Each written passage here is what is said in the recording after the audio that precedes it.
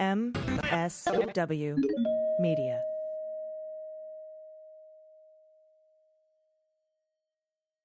This episode is brought to you by Jiminy's, maker of sustainable dog food and treats made with cricket protein that's better for the environment, using less land and water to produce. Cricket protein is a superfood that's delicious, nutritious, and easy to digest for dogs. Save 25% on your first purchase. Go to jiminys.com/dailybeans25 and use code dailybeans25 at checkout. Thanks to Thuma for supporting the Daily Beans. Create that feeling of checking into your favorite local hotel at home with The Bed by Thuma. Go to thuma.co/beans and use code BEANS to receive a $25 credit towards your purchase of The Bed, plus free shipping in the continental U.S. News with swearing. Daily Beans, Daily Beans. Daily Beans, Daily Beans. Hello and welcome to the Daily Beans for Friday, July 1st, 2022. Today, Donald Trump defrauded donors and is using that money to pay for Trumpworld lawyers that are intimidating witnesses, including Cassidy Hutchinson. And just breaking now, it was an intermediary for Mark Meadows that intimidated Hutchinson on behalf of Mark Meadows himself. The Supreme Court has crippled the Environmental Protection Agency. Patsy Baloney might have reached a deal with the January 6th committee in response to their subpoena. SCOTUS is teeing up the legalization of coups, and the GOP megadonors are turning on Donald. I'm Allison Gill. And I'm Dana Goldberg. I'm giggling because I think my voice sounded very sultry just now, and I'm not sure what that was about. But it was and I'm Dana Goldberg. Yeah, that's right. You're welcome, everyone, and also sorry to some of you. So, breaking fucking news from Kyle Cheney and Betsy Woodruff Swan at Politico.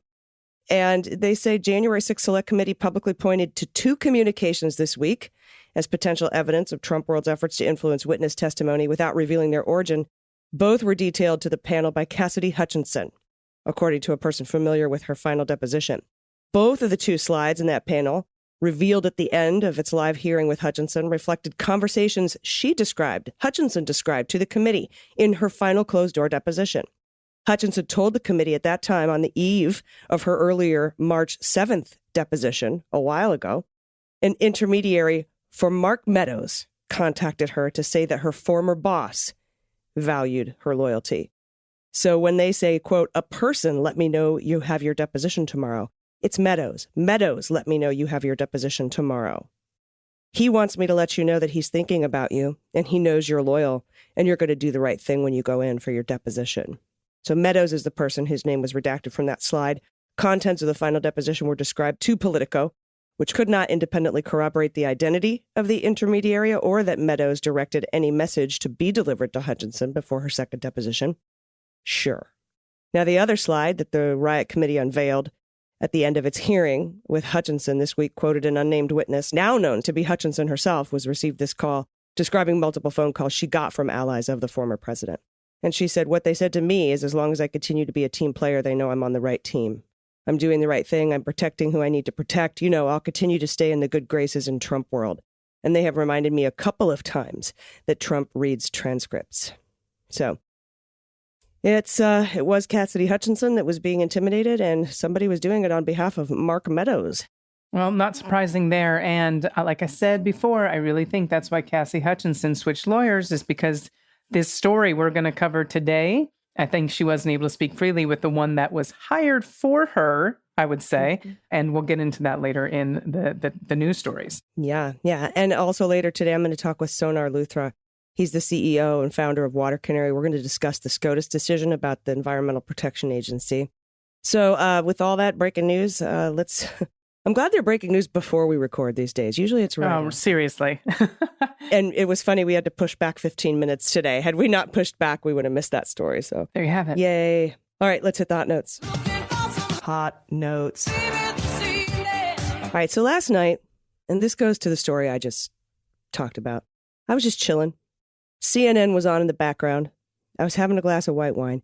I get my news from The Wire, but I always have something on TV, be it MSNBC, CNN, C-SPAN, whatever. And Zoe Lofgren was scheduled to be on Anderson Cooper, and I wanted to watch her. She tends to break news. So I was sort of half watching that while working on a few other things. And on her way out, just sort of in passing, she said something that made me rewind to the beginning of the clip. And then I rewound it again. And then one last time. Because if she said what I thought she said, she dropped a sledgehammer. And Anderson was like, okay, girl, bye, thanks. I know. I saw that. So let's listen to the clip. And this might be recorded off my TV, so pardon the sound quality. In a prior hearing, we talked about the hundreds of millions of dollars that the former president raised. Some of that money is being used to pay for lawyers, for witnesses. And it's not clear that that arrangement is one that is without a coercion potential for some of those witnesses. So let's just say this, it's a concern. And anyone who is trying to dissuade or tamper a witness should be on notice that that's a crime. And we are perfectly prepared to provide any evidence we have to the proper authorities. Congresswoman Lofgren, I appreciate your time. Thank you. Oh, whoa, what? And Anderson was like, okay, thanks for coming in. I think, to be fair to Anderson, I think he was getting breaking news in his headphone, in his little earpiece. Yeah, there had to have been something. That Cipollone was going to cut sort of a transcribed deal with the committee. I'll talk about that in a minute. But after I put my hair out, which had caught fire, I made that recording. I tweeted it out because I was like, what the fuck? This seems like the biggest news since the Hutchinson testimony, that Donald, who was fraudulently fundraising, was using that fraudulently fundraised money to pay for lawyers, for witnesses, to influence them. And I couldn't figure out why Anderson was just like, okay, bye. But then right after that, she went on Ali Velshi, Zoe Lofgren did. And he followed up for me, like he had heard me scream into the ether. He sure did. Let's listen to that. I want to ask you to elaborate on that. What did you mean by that? Well, I mean, we know that large amounts of money have been spent out of the fund that was amassed by the former president and is being used to pay for lawyers to various witnesses. The potential for coercion in that case is pretty obvious. I'm not going to comment on which witness those threatening messages were sent to, but obviously if you read them, there's an intent to dissuade a witness from testifying honestly. So this is a concern. So I was right. This is a big deal because this morning CNN scooped itself. It said they have sources telling them Donald was actually paying for Hutchinson's lawyers before she fired them and hired better ones. And one of the messages shown at the end of the testimony, at least one of the messages, was to her. We now know that they were both to her. And we now know that one of them was on behalf of Mark Meadows. But I guess CNN was like, we got to sleep on this before they went looking for the answers. And then Politico, bam, got them.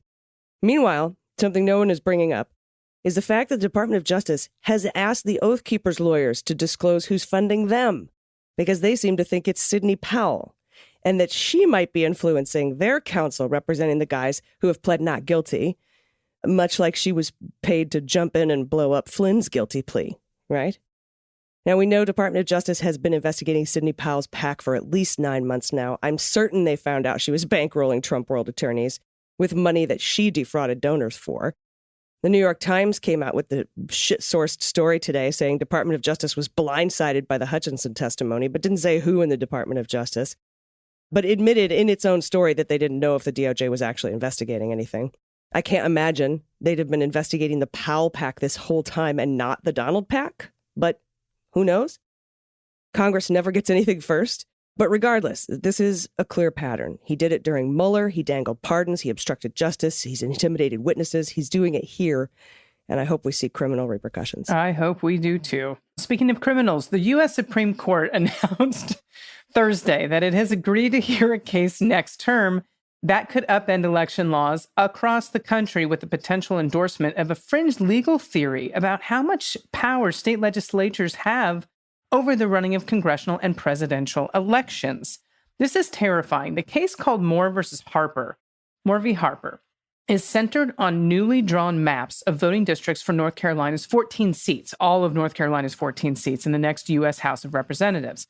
Now, Republican state lawmakers want to resurrect a map that North Carolina's state court struck down, finding that the map approved by the GOP-controlled legislature violated multiple provisions in the state's constitution by giving Republican candidates an unfair advantage through partisan gerrymandering. A court-drawn map has been put in place instead for this year's midterm elections. Now, in their appeal to the U.S. Supreme Court, however, the Republican lawmakers argue that the U.S. Constitution's Elections Clause gives state legislatures the power to determine how congressional elections are conducted without any checks and balances from state constitutions or state courts, which is fucking ridiculous, by the way.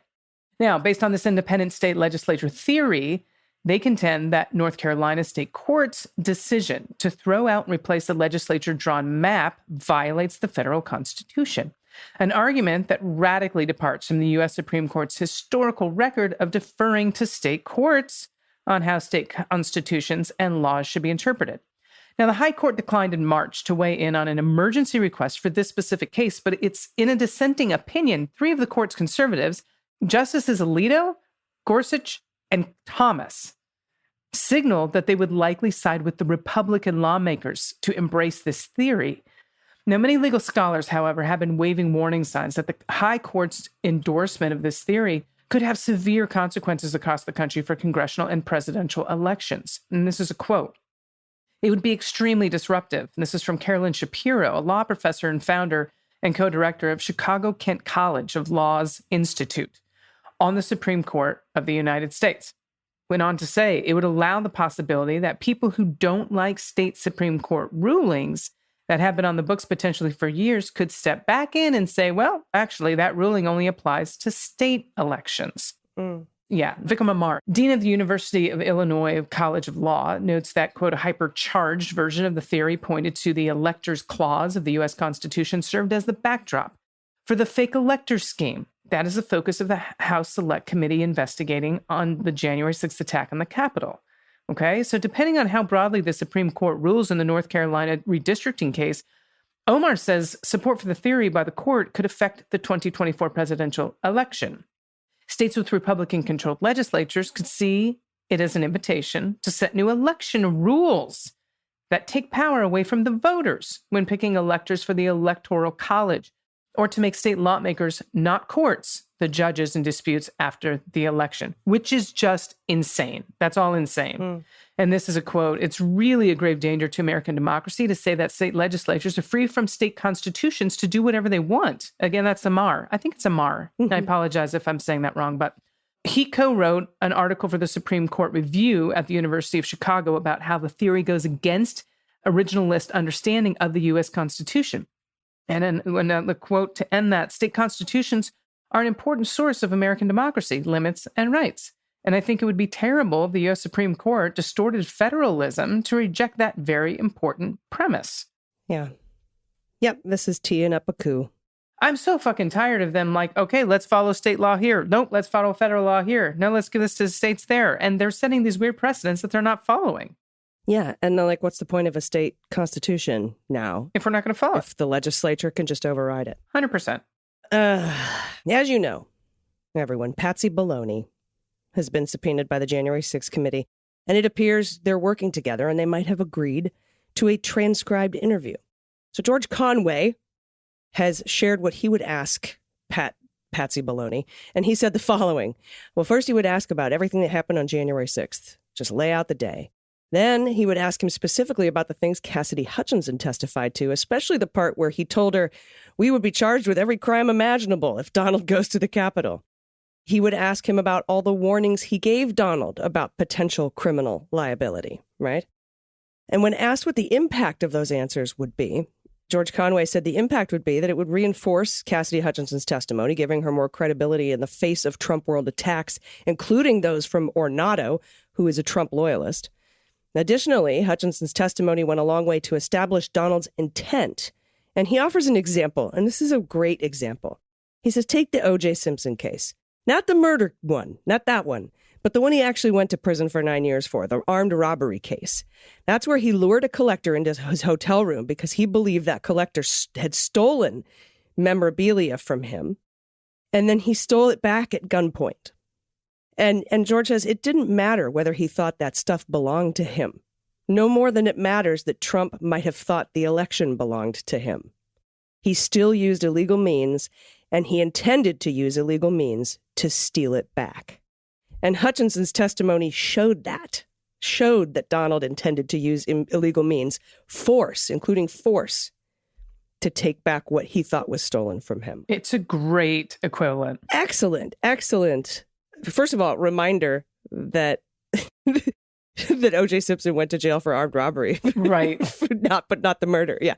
But second, what a great thing. Like, it doesn't matter if what you're stealing back at gunpoint was yours, or even if you thought it was yours. It's that you stole it back at gunpoint. Absolutely. I mean, he's right. Conway's right on this. So this last story is support from some of the Republican Party's biggest donors for 2024 White House run by the former guy is dwindling, which is a lovely thing to hear, especially after damaging news details of his actions on January 6, 2021 were revealed in a hearing Tuesday by the House Select Committee investigating the attack on the U.S. Capitol. Republican financiers and their advisors have been privately meeting since the committee started to release the initial findings of its probe in a series of public hearings earlier this month. And that's according to interviews with top GOP fundraisers who have helped the party raise millions and millions of dollars. Most of the people asked not to be named, of course, because they didn't want to provoke retribution from Trump or his allies. Well, no, who would ever? That, and they don't want to admit that they're giving money to Trump. No shit. Now, these people, AG, they've been discussing the November midterms and who they're going to support in 2024. So they're both on the table. Now, one name that doesn't often get brought up as a potential presidential candidate is Trump. These people explain, we don't talk about him. We're moving on. And there's a quote, donors are very concerned that Trump is the one Republican who can lose in 2024. And that's from Eric Levine, an attorney and longtime GOP fundraiser. He said that after the hearing Tuesday featuring testimony from former White House aide Cassidy Hutchinson. Went on to say, I think donors were already moving away from Trump, he noted. And Levine is co-hosting a fundraising event for the Trump-endorsed former TV host and current Pennsylvania Senate candidate. It's really hard to not say this with a straight face. Yeah. And Dr. Oz in New York in September, and that's according to an invitation reviewed by CNBC. So they're having a fundraiser for Dr. Oz in New York, which is not the state he's running in, and the state he's running in is not the state he lives in. So very, very confusing there, and a lot of bullshit. Now, for Donald, it's a similar theme to his first run for president. Now, at that time, many corporate business leaders backed other Republican candidates like Jeb Bush early on the race, only later to back Donald when it was obvious he was going to capture the nomination. Now, a person close to some of the biggest real estate executives in New York who backed Donald during both of his runs for White House said this time is different. Their view is he's taken major hits during January 6 hearings. None from that group are coming to defend him, at least for now. And this person added, the silence has been deafening. Now, the lack of interest in Trump by some of the wealthiest Republican donors could boost fundraising efforts for other GOP presidential hopefuls. Multiple Republicans could run in 2024, including Ron DeSantis, the former Vice President Mike Pence, Senator Tim Scott, the Republican from South Carolina, and Senator Tom Cotton, the other racist Republican from Arkansas. Scott is up for re-election in 2022, but recently headlined an event in Iowa, a key state of candidates running for president. And Cotton reportedly has huddled with donors to discuss a possible 2024 run. I know. All those guys. Fuck all those guys, indeed. Yeah. And this is a concern, right? I was just on John Fugelsang's show, Tell Me Everything. And he's like, isn't this just, didn't Hutchinson just tee up DeSantis for president, basically? Yep. And so, the question is, did we want to face Trump in 2024 or someone else? And that's a really good question. Trump would be I think, easier to beat, but I do too. Hard to run from prison. Yeah. Anyway, although, you know what? I wouldn't be like, oh, what a surprise. Nothing surprises me. And the Supreme Court today curbed the Environmental Protection Agency's ability to broadly regulate carbon emissions from existing power plants, a major defeat for the Biden administration's attempt to slash emissions. And I'll be joined by the CEO and founder of Water Canary, Sonaar Luthra, right after this break to discuss the ramifications and what we can do. Stay with us. After these messages. We'll be right back. Hey everybody, it's AG. I know you love your pets and I know you care about the environment. So you'll be happy to hear that Jiminy's dog food and treats is made from cricket protein and perfect for you both. Jiminy, like Jiminy Cricket. Jiminy's is sustainably made because cricket protein uses less water and land to produce and drastically eliminates greenhouse gas emissions versus traditional animal protein dog food. Makes sense, right? One bag of Jiminy's cricket protein treats saves 220 gallons of water versus traditional animal protein treats. And Jiminy's is easy for dogs to digest because cricket protein contains a fiber that is a prebiotic, which supports a healthy gut in your dog. It's also good food for dogs with sensitive allergies or dogs with, sensitivity to tastes because insect protein is considered hypoallergenic for dogs versus other allergy-triggering proteins like beef, chicken, fish, and soy. So you get all these health benefits and environmental benefits, plus dogs love it. I can actually use these treats to train. That's how much my dog loves them. It includes delicious, nutritious plant-based ingredients in Jiminy's like sweet potatoes, blueberries, peanut butter, and pumpkin. I was surprised at how much Olive loved her new dog food and treats from Jiminy's, and now she literally jumps for joy before every meal. So to learn more and save 25% on your first purchase, go to jiminys.com/dailybeans25 and use code dailybeans25 at checkout. That's Jiminy's, JIMINYS.com/dailybeans25 with code dailybeans25 at checkout. You'll be glad you did. Hey, everybody, welcome back. I'm happy to be joined today by the founder and CEO of Water Canaries, a fellow at RAND, and with the Council on Strategic Risks in D.C. to talk to us about the Supreme Court stripping the EPA of any real authority. Please welcome my friend Sonaar Luthra. Hello, Sonaar. Hi, Allison. I would ask you how you're doing today, but that would be a performative question. Angry. Yeah. Very angry. Tell us your top-line thoughts on the Supreme Court decision today. I'm going to take a little license here because this is technically news with swearing, because we're being told by the Roberts opinion that that Congress never clearly said it intended to delegate to the EPA the ability to regulate CO2 in an act that's called the fucking Clean Air Act. Like, the name is all you need to know what the intent is. And if you look at the Kagan dissent, it eviscerates every lie in this opinion. And, frankly, like, there are plenty of people who are experts. So I need to stipulate here, I am not a lawyer. I do a lot of policy work, and I do a lot of work in trying to solve climate and water problems. So I'm not here necessarily to analyze like the new legal theories that are being expounded here, but I am here to simply articulate that this may not have been a complete like blanket, like let's strip away everything the EPA can do, but it is to say that we refuse to articulate what the EPA can do anymore. And we leave open the possibility that at any moment we can simply say this was never intended. And the result of all of this is basically to say that from now on, decisions that we used to leave to experts will require Congress passing laws. And it's a similar deferral to what's going on with Roe, to what's going on with other things that, there's no reason why Congress can't articulate this and state it clearly when it already has. But so that leaves us in this place where Congress, which frankly doesn't have enough time, does not have, enough minutes in the day to tackle problems of this level of complexity, that instead of the EPA simply issuing rules on how it intends to exercise authority that it's been granted, you're going to have to, instead of issuing rules, you're going to have to pass a law every time in order to get anything done. And you can technically say, the federal government still has all of its rights intact. But what you can't argue is that we are left with a government that can act fast enough and that can act smart enough, that can take actions that really reflect the best understanding of what the best possible way of responding to climate change is.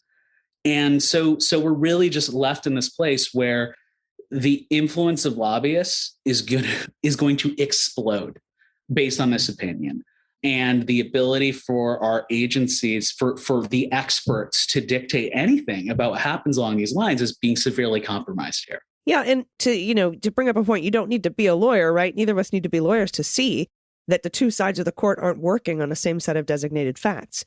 They're utilizing weird language, federalist language, to couch what they want to see done. And to me, leaving everything up to Congress is what these Christo-fascists, frankly, on the Supreme Court want, because they want Americans to hate democracy and to be angry about its slow pace and to be mad that nothing can get done so that we will welcome in our autocratic overlords.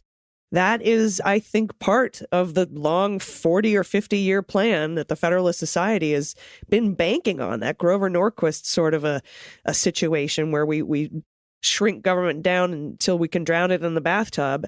But that's why so many times we've heard President Biden in pretty much every major speech that he gives, saying, look, we have to get these things passed. We have to work with each other. We have to get these things passed through Congress, because otherwise that sends a message to the rest of the world and to autocrats here at home that democracy doesn't work. And we can't have that be the central message. And I feel like that's what the Supreme Court is pushing us into believing. Yeah, they're playing a very cruel game. The entire opinion is just, it's one false statement, followed by a false accusation, followed by a complete perversion of the facts, speaking as though Trump's EPA and Obama's EPA, that the contradictions between those two administrations are just how the EPA works, and basically saying that, because these things have gone back and forth, like all of these very poor states and businesses that were never subject to any penalty under guidance that the Obama administration was never allowed to put into effect. Mm-hmm.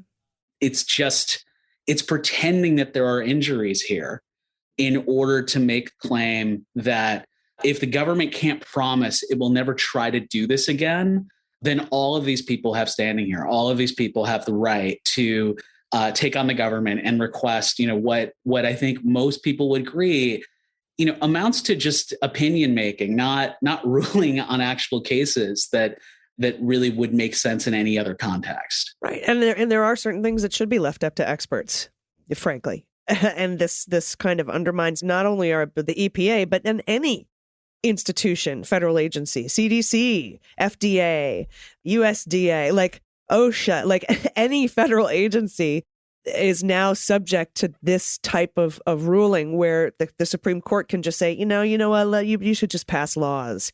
You should let Congress handle this. It's extremely frustrating. It's the dumbing down of our democracy.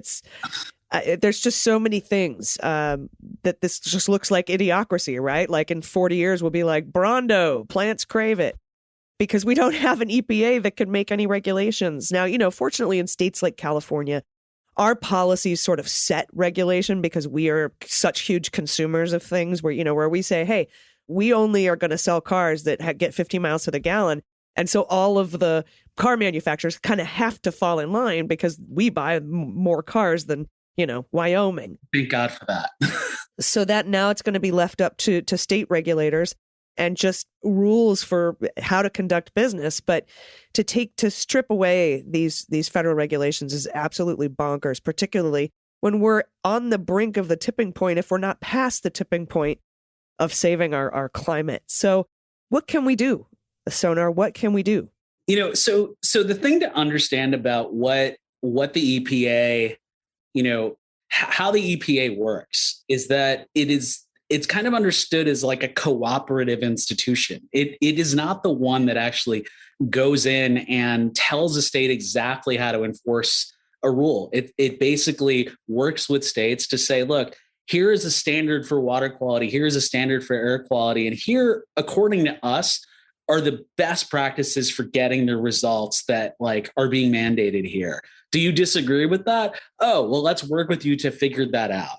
And do we have a dispute here about what is going on? Well, we're going to trust you to figure this out, and hope that we can convince you or that this can work out. It's a very patient, not a bullying institution. Yeah. So on one level, it's like you look at a state like California, and as long as we don't ban California's ability to do this, which is something that people have argued would happen if we ever were to lose Congress again, and I agree that would absolutely happen.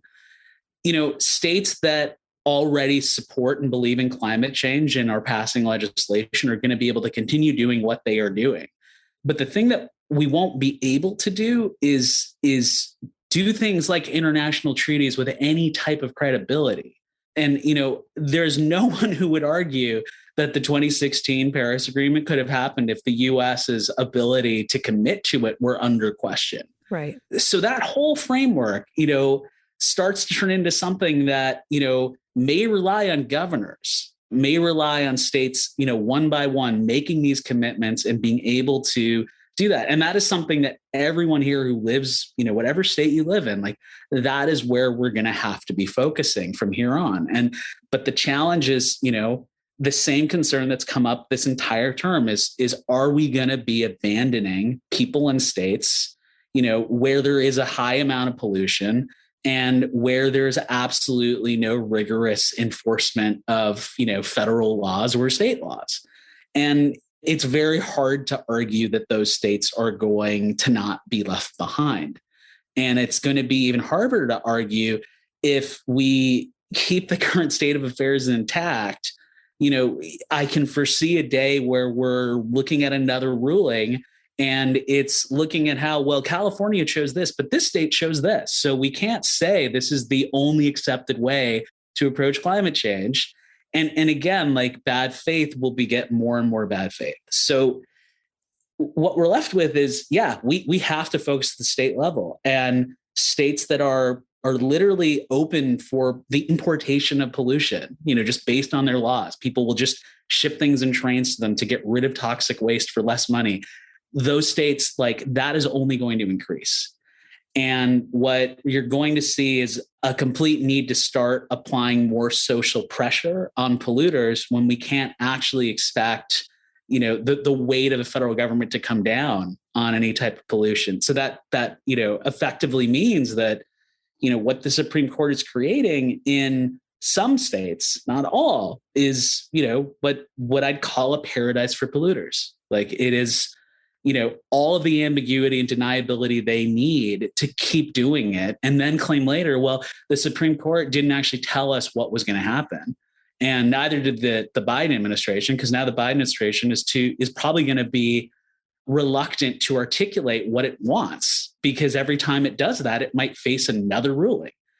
So without painting too grim a picture, it's really hard to understand how we cohere as a country in light of this, because we don't have the same pre-Civil War government that didn't have programs that administered. That a lot of this is about attacking the idea that experts in government could make decisions that Congress isn't capable of doing. So if that's under attack here, we're going to need to strengthen that at the state level. We're also going to need to pour a lot of unnecessary money into lobbying Congress to make sure that bans don't go into effect, because that's kind of the next stage for all of these things. That, like, yes, we might be leaving, forced abortion may now be the rule in certain states, but not all. But if a ban were to go in effect, that would trickle down to every other state. And those are the types of things that we're getting closer to here that we have to be really careful about.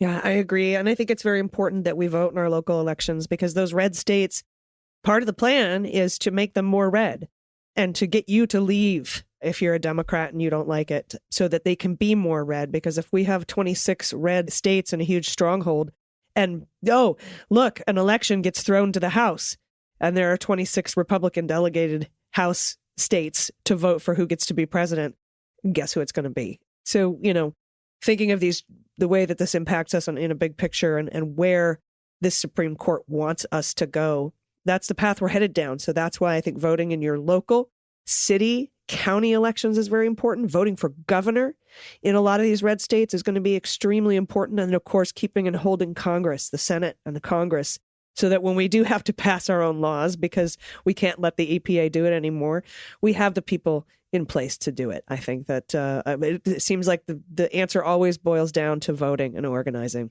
Well, what I'd like to do is get past what I think a lot of people are calling the vote harder response, which in some circles is being called the thoughts and prayers of the left, because we absolutely need to vote. We absolutely can't let this get worse. But we also need to have a target. We also need to have, a clearly articulated goal for this. And so the things that people should be thinking about that actually can start locally, that can start at the state level, that can grow, are things like the Fossil Fuel Non-Proliferation Treaty, which, I am a champion for. It is, literally an effort to not just look at the way that we're going to penalize pollution, but a way to cut off the supply of fossil fuels, to say that we've already allocated the rights to extract more fossil fuels from the planet than we have a budget to actually emit and burn, in the century, if we're going to meet our climate goals.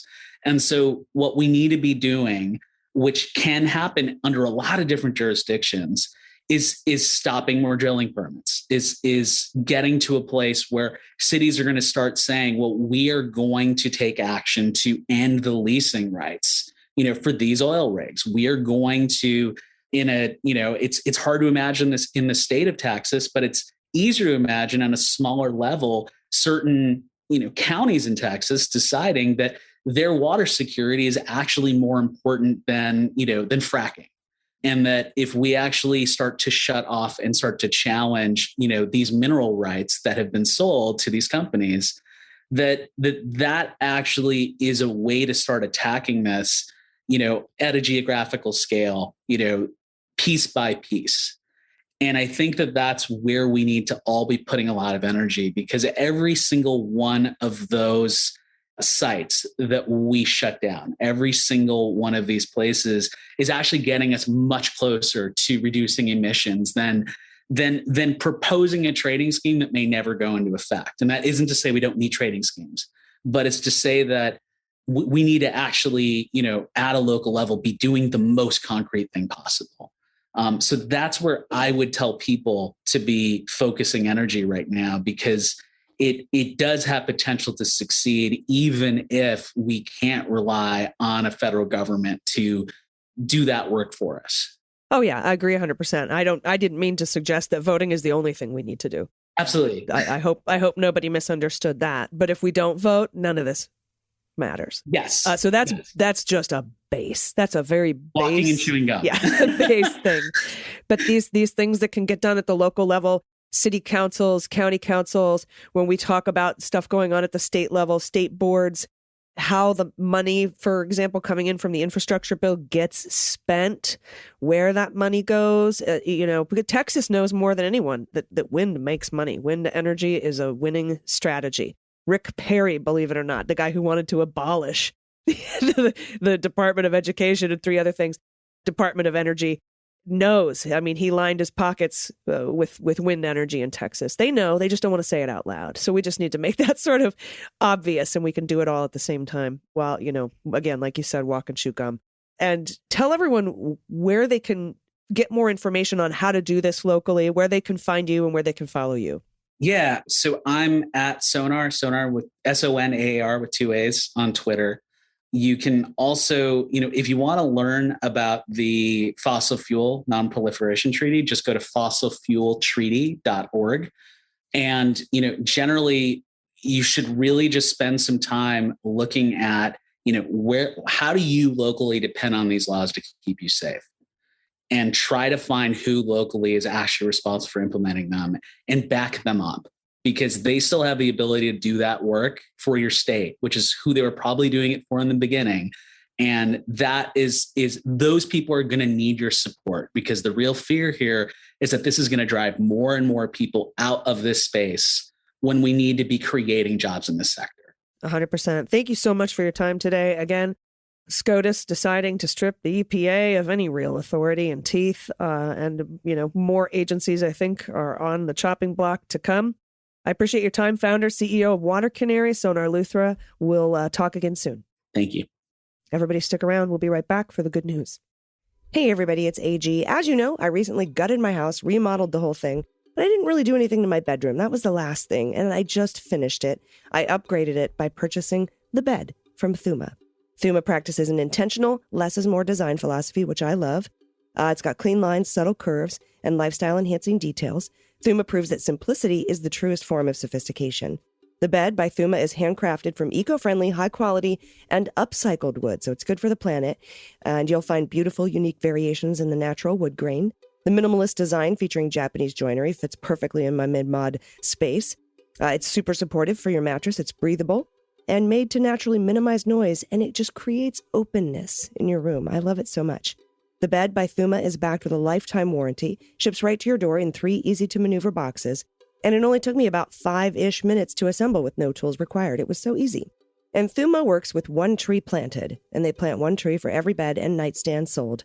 And all of their essentials are Green Guard Gold certified because Thuma cares about the planet as much as they care about helping you create the bedroom of your dreams.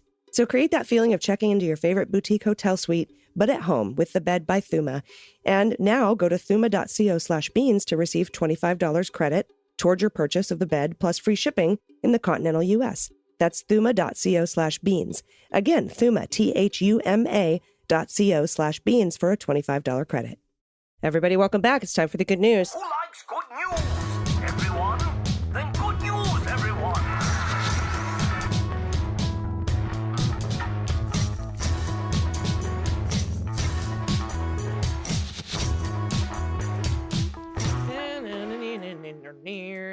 Good news, good news. And if you have any good news, confessions, corrections, anything you want to send us, you can do so by going to dailybeanspod.com and clicking on contact. I'm going to kick us off with a submission from Rob, pronouns he and him. Hola, las reinas de los frijoles. Two bits of good news in one. One, my son and I saw Steely Dan last weekend at Wolf Trap. I saw them at the Hollywood Bowl. They're amazing to see live. The Wolf Trap, the only national park for the performing arts. It was a great show and the first time I've been in a public space like that since the before times. Number two, both of my kids will be attending UVA in the fall because they're both wicked smart. And the school is a great fit for both of them. Child 1 just finished his first year, and Child 2 starts in the fall. It's not easy to let go of your kids. They're both protected treasures and amazing human beings ready to take on the world. I'm hopeful and grateful that the future looks like them. Attached is a picture of Jose. He was happy to show out at the graduation parade with a UVA bandana. He's a good boy, but doesn't care for when Vernon the cat treats him as a toy to jump on. Jose is a distinguished older gentleman who does not deserve such foolishness. Yes, I can tell. He sure is cute. He's like, I do not deserve such foolishness. Look at that salt and pepper distinguished gentleman. Look at distinguished gentleman. Okay. So all right. Cute. This photo. Okay. I know. All right, we're going from Rob to Robin, which is fun. Robin's pronouns she and her. Hi, ladies. I've been a faithful follower from the kitchen table days. Every day, I need to hear the news through my AG filter. Otherwise, it's just too overwhelming. When I hear you say hello at the beginning of each episode, my heart lightens and I know I can carry on. Aww. You mentioned today that you wanted to see some pics of postcards, so I'm enclosing a photo from some I'm writing for the Center for Common Ground, which sends postcards to rural voters of color who otherwise don't get many contact opportunities. Nice. Yeah, I'm also sending a Halloween photo of my proudly homemade RBG costume. In addition, I'm sending a photo of our pandemic pet, Pip, letting everyone know to go out and vote. Cheers and lots of love. And Pip is adorable, Yorkie. Okay. Maybe. Okay, Pip. Excellent, RBG. You know, you look like Jen Taub, too. You look like a lawyer. Totally. That's beautiful. It's bedazzled. I love the Descent collar. Oh, these postcards are great. Look at all the colors. Love it. I do, too. Vote yes. early. Bring ID. Avoid long lines. Fuck yes. This next to the people. picture. Boo-boo. Okay. It's Lola Gale. It's Lola Gale with the pandemic brood. I couldn't be more proud of H-E-B, a Texas-based grocery store. They're always doing great things all over Texas and around the country. This week, they announced the following. The Butt family and H-E-B led the way with a $10 million donation to help build new elementary campus in Uvalde. Wow. They've been longtime supporters of public education. As a pod pet tax, here is Pyewacket showing off his bits as a kitten. Look at when they were babies. I mean, he really is like, look at me. Lewd, L-E-W-D, lewd. Oh, God, so cute. And I'm going to grab the next one, too. Thank you, Gail. Anytime, you can just daily, Lola Gale, you could just daily send in photos of these guys. So I love the cute. Tabby, Team Tabby for always. And then from Jennifer, pronouns she and her, hey, Beans crew. Not much good news going on in the world right now, and it's frustrating. However, I am built for this shit. I am a protester at my core. I have been hooked ever since my first in 9th grade. We were protesting the WMDs and the entire Iraq clusterfuck. Since the early 90s, I have organized rallies in San Diego of over 10,000 people down to a couple hundred folks for BLM in my local Maryland suburb in the summer of 2020. My favorite part of living in the DMV, DC, Maryland, Virginia area is being able to be in the thick of things and the heart of our democracy to give them hell. I have to admit, I'm disappointed by the level of uprising after Roe was overturned. I'm encouraged by the president's comments today about the filibuster. Anyhow, for my pick tax, I'm including some shots from SCOTUS this past week and one from last night when we protested outside of Brett, I Like Beer, Kavanaugh, and John, I'm Not the Worst, Roberts' houses. I have lots of video, but they're too large to upload and share. Anyhow, thanks for doing what you do and helping keep us sane. Look at this. Excellent. It is excellent. Oh, look at that. I love this. This kind of solidarity just gets me, man. Same. Regulate your dick. I love that sign. I know. All right, you want to take this home with this last? I am happy the photos. To. I know. This is from Victoria P. Pronouns she and her. Hello, ladies. Good news. Seems difficult to come by these days, but having 2 teen girls who are smart, kind, and delightful to be around makes my day-to-day life easier. The good news is my eldest daughter just came back from Costa Rica, where she volunteered for a week at a sea turtle sanctuary. Fucking cool. I know. Dude, you're the best mom. What? Like, I wanted to do that in high school. That would have been so killer. Right? After a long, hard, stressful year in school, this was an amazing experience, and she came home yesterday with a renewed spirit and confidence that made my heart so filled. Attached for pet tax is a picture of Ginger, my dog, and my friend's dog, Otis, who is a ham and a very solid pug. Look at this ham. Okay, first of all, the eyebrows on this little dog. I know. Otis. Yeah, look at the next picture. This is Ginger. This is Ginger. Okay, and then Otis. I mean... Oh, that looks so velvety soft. I want to pet this. I want to boop the snoot. Oh my God, so sweet. So sweet. Thank you so much for these pictures, all of them. The protest pictures, the puppy pictures, the kitty pictures, Pyewacket's lewd. I appreciate it all. Thank you so much. If you have anything you want to send to us, just go look through your favorites, right, on your phone, and send your pet pics in and just say, here you go.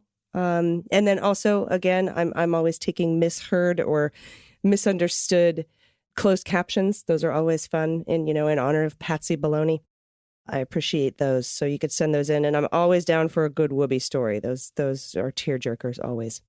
So thank you. You could send them in at dailybeanspod.com and click on contact. Dana, do you have any final thoughts today? What day is it? It's the weekend. Yes, everyone have a fantastic weekend. I'll be back in your ears Monday morning. Yes. And I will be there on Sunday, and, provided I don't fall desperately ill again with another You are episode not going to. of the MSW Book Club and Mueller, She Wrote. And then we'll be back with the beans on Monday. Until then, have a wonderful weekend. And please take care of yourselves, take care of each other, take care of the planet, take care of your mental health, and vote blue over Q. I've been AG. And I've been DG. And them's the beans. The Daily Beans is written and executive produced by Allison Gill with additional research and reporting by Dana Goldberg and Aimee Carrero. Sound design and editing is by Desiree McFarlane, with art and web design by Joelle Reeder with Moxie Design Studios. Music for The Daily Beans is written and performed by They Might Be Giants, and the show is a proud member of the MSW Media Network, a collection of creator-owned podcasts dedicated to news, politics, and justice. For more information, please visit mswmedia.com. MSW Media.